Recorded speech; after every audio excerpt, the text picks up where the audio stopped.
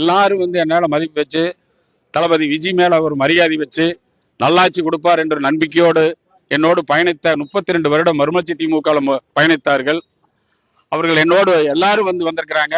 திருப்பூர் மாநகர, மாவட்டம், ஒன்றியம், நகரம் எல்லா கூண்டோடு மறுமலர்ச்சி திமுகவில் இருந்து என்ன இத்தனை ஆண்டு காலமா நாங்க எதிர்பார்த்துட்டு இருந்தோமோ அது தளபதி முதலமைச்சர் திரு விஜய் அவர்கள் நடத்தி காட்டி இருக்கிறார். இந்த 10 நாளா நீங்க எல்லாம் பார்த்திருப்பீங்கன்னு நினைக்கிறேன். ஊழல்லாம் ஆட்சி, நடைமுறையில சொல்வதை செய்வது யாரும் இல்லை.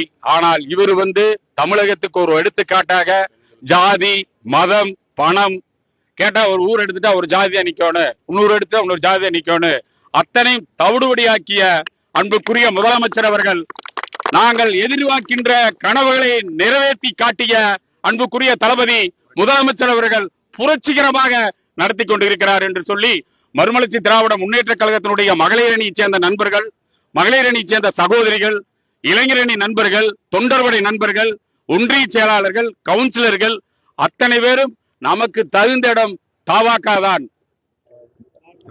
விஜய் அவர்கள் தான் நாம நினைக்கதை செய்கிறார்கள். இன்னைக்கு இருக்கக்கூடிய இளைஞர் சமுதாயம் அவர் தான் விரும்புறாங்க.